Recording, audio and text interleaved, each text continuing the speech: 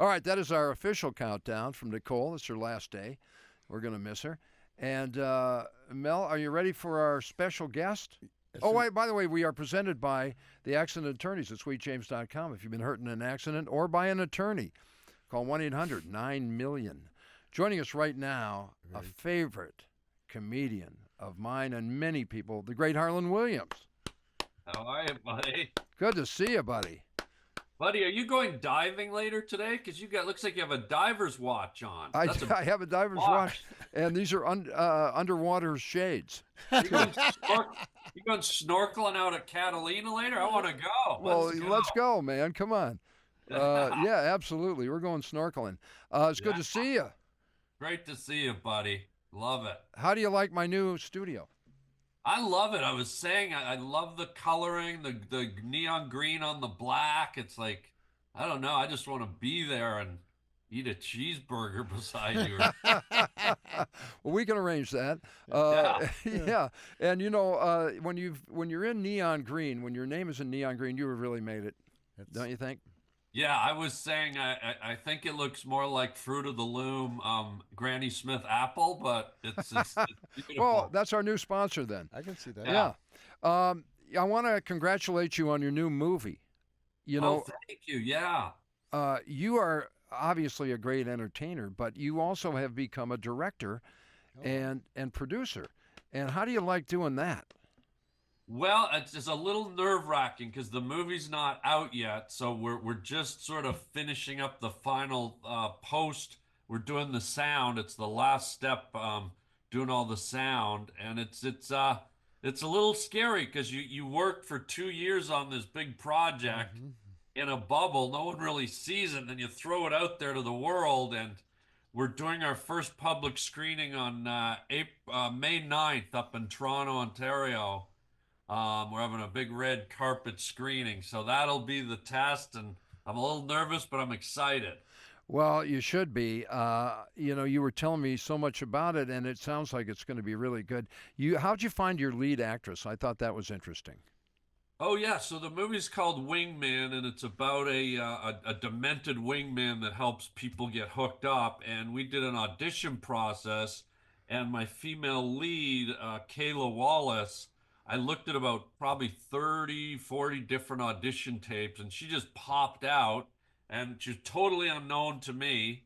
Never seen her in my life. I don't think the world knew her that well, and we cast her, and then after we cast her, she got cast in Billy Bob's Thornton's series Landman, and she plays Billy Bob's lawyer, and she's just like blowing up, and it's wonderful. But great. She's great. See, that's great. You discovered somebody. Well, I didn't discover her, but it's just great timing. I recognized her talent, and then we used her in Wingman, and she's so great in Wingman. And then to see her get more stuff, it's well deserved. She's so beautiful and talented. It's great. And I love that concept of a wingman. You should have maybe had Mel at the audition because he is perhaps the worst wingman. Oh, really? I will make sure you do not get laid. I will do that. He'll guarantee that you won't get laid. That's right. He's more like the chicken wing man. There you go. Hot wing. Before we're going to talk more about your movie, but I wanted to go way back to when I first met you. I think it was on my KLSX radio show. You had just come down from Toronto, and you did my show as a guest. You know what, Fraze? That was your show, and that's why I love our long friendship. And you were the very, very, very first media interview I did when I moved to LA. I didn't know anybody. I'd never been on TV or radio. You were the first guy that brought me in, and I think we sat there for about 45 minutes and just you interviewed me, and I was like so excited, and I thought, here we go. So you kicked off my American career. So thank you, brother. Well, I was glad to be able to do that. You're a funny and talented guy, man. Now, did you have to do the process when you got here of, you were an established comedian in Canada. Did you have to stand in line at Laugh Factory and do that whole thing? How did you break into the LA scene? So luckily, I kind of had the mindset that I wasn't going to leave Canada until I was ready. I wanted to make sure I knew I was in the position to sort of turn some heads and make an impact. So I had a manager, Howard Lapidus. He brought me down into the States and he put me up on some of the local clubs, and Jamie Masada from the Laugh Factory and many of the others just took to me right away. And so it was kind of an immediate process. I got here and was doing all the clubs almost within 2 months. It was amazing. Well, you were already a seasoned comic, and your years in Canada, you had really honed your craft. So when you got here, you were ready to go.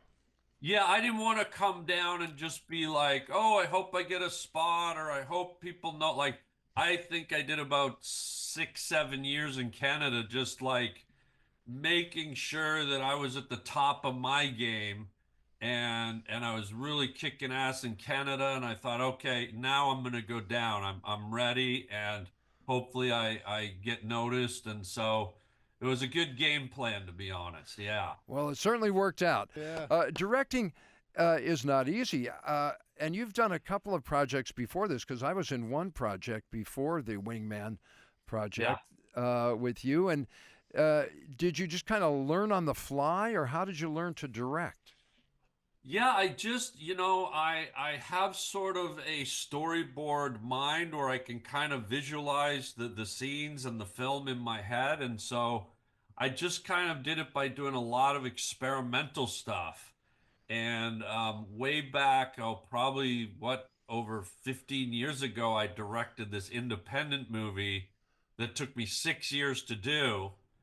And I just did everything myself, from the casting to the acting to the directing to the shooting to the editing.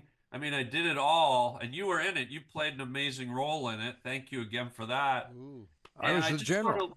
You were great, and I just sort of learned the process by shooting and doing things, and so if I hadn't done all those preliminary kind of experimental projects where I wasn't under any pressure to make anyone happy or validate their money, I don't think I could have done Wingman, because I learned so much doing that. And any up and coming filmmakers, just get out and shoot stuff, even if you never even show it to anyone. Just learn how to be in the field and setting up shots and creating angles. And it's really imperative to just kind of get educated, educate yourself, because unless you want to go to some kind of school, I don't know how you get on the ground training. So you just got to go for it. You got to jump in, right? You just have to go for it. Yeah.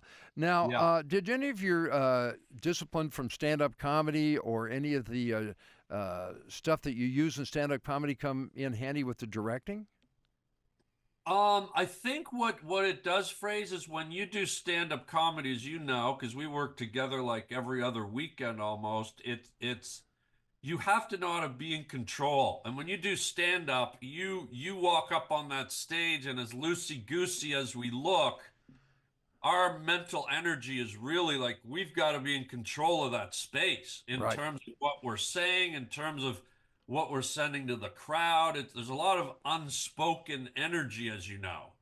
And so when you're a director, you bring that same kind of, you need that control, because there's so many moving pieces when you're doing a movie. So it's all about having that mental control to categorize, stay organized, and be on top of what you want, what results you want. So yeah, I'd say there's a real connection between the two. I could see that. I want to talk about some of the movies you were in. Rocket Man was, I think, I loved Rocket Man. You were the lead. Yeah, not the Elton John Rocket Man, the Disney Rocket Man. And I was confused. Never mind. That was my first. Mel thought you were talking about Elton John. I know. I look like him. You do a little bit, yeah. Glasses. No, that was a really funny movie, man. You were funny in that. Thank you, buddy. Yeah, that was my first big feature movie where I was the lead, and it was amazing. I loved it. And then Something About Mary. Oh, he stole that movie. You stole that movie. That was a good movie, As too. funny as that was, Fairly you stole Brothers, that and, movie, brother. and you were excellent in that. Did you have fun doing that part? I had so much fun. It's funny you said I stole the movie because I remember I went and did another movie with Bruce Willis called The Whole Nine Yards and Matthew Perry. And I'll never forget it. It was such a compliment. I walked on set, and my first time meeting Matthew, he just came out of his trailer and he goes, "Oh, there's the guy that had the funniest moment in Something About Mary." Like, he said that to me, and I just, like, coming from him, I was like, what a compliment. So that's credibility. Yeah, you were great in both of those movies. I loved you in The Whole 9 Yards, too. Brilliant movie. Great 6 movies, minute. too. Which one was the 6 minute abs? That was Something About Mary, All right. I wish I could do that 6 minute ab thing. 7-minute abs. Yeah, maybe I should come up with 5 minute abs. What do you think? Come on. Or how about like 30 seconds and a pizza slice abs? Well, there you go. You can't top that. I want to ask you, all this latest stuff, you're a proud Canadian, and, all the stuff that's going on with the 51st state and Donald Trump. Do you think the Canadians are a little annoyed at America right now, right? Oh yeah, I mean, how can you not be annoyed? It's like a bucket of water in the face. Like, wait, what do you mean you want us to be the 51st state? But I'm a proud Canadian through and through, and some Canadians get mad at me for talking like this, but I'm full blown like Canadian pride. But it's sort of, when you strip away the emotion of it all and you look at the bigger picture, it'll be interesting to see how history plays out, because sometimes, economics and military might and practicality and lower taxes, and I don't know, I don't have the crystal ball, but I'll be interested that this ball has been put up in the air, and it'll be interesting to see how it plays out. I mean, I wouldn't say one way or the other how it'll end, but I'm actually interested to see where it all goes. But well, you know what? Really a hot topic, yeah. It could go in a lot of directions. The United States might wind up as your 11th province. I'm rooting for Canada. Yeah. I'm rooting for Canada. I am. I'm rooting for Canada. I say you just shut the electricity off in those 3 states. They could do that. Don't give them any ideas. Right. No, I know you're a proud Canadian, and we love Canada. It's a great country. I think the Gulf of Canada sounds good. Hey, that has a ring to it. Wow. I think the Gulf of Arby's sounds even better. That does sound pretty roast good. Beef down there. We got the meats. Yeah. We got the moose. Well, Canada, and we will see where that all goes. I'm glad you're sticking with your country, and we want to wish you the best on Wingman, your new movie. Thank you, buddy. You've got your big screening in Toronto coming up. When is that? That'll be May 9th, and look for tickets. If you go to harlandwilliams.com, you can get information about tickets, and please check out my podcast, the Harland Highway Podcast, which is a lot of fun. That is a top #1 podcast all around the world. Very cool. Yeah. Oh, well, yeah. We have 15 viewers, and we're hoping to build. So, yeah. Well, that's three more than I got here at this show. Now, if you had a bucket list thing, what is something you haven't done yet that you really would love to do? My bucket list thing? Yeah. Kentucky Fried Chicken, of course. Well, okay. They got the best buckets in town. That's a doable bucket list thing, I think. Yeah. Yeah, I mean, I'm going to do that in about 3 hours down on Boulevard. Like, not that hard, bro. All right, buddy. Good. Well, that's awesome. Hey, hungry. Listen, we thank you for joining us, and I hope to see you soon. I know I will out there in the stand-up trail. You were one of the very best stand-up comedians. Can you take us out with a Blueberry Muffin Head line? I love it when you do those little riffs. I don't know what you call those, but they're Harlandisms. Listen, you people watching, you stick with Frazer Smith, you corn on the cob, rolling in your gingivitis gum sucking, cotton batting in your ear sniffing, 7-layer lasagna sucking, Curious George books under your bed in the middle of the night twirling, Chuck E. Cheese sniffing, freaks! I love it. That was awesome.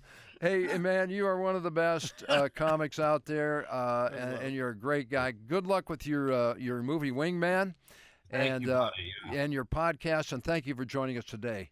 My pleasure. Love you, buddy, and congrats on the show. Thank you so much, man. There he is, the great Harland Williams. And I wish I could, man, I can't do those blueberry muffin headlines like he does. Those are really funny. They're Harlandisms, you know. They are. But I'm hungry now. Yeah, yeah. I want to get a bucket of chicken and some blueberry muffins. All right, it's the Frazer Smith Show. We're presented by the accident attorney, sweetjames.com. If you've been hurt in an accident, call 1-800-9-million. And Mel will be on the other end of the line making strange noises.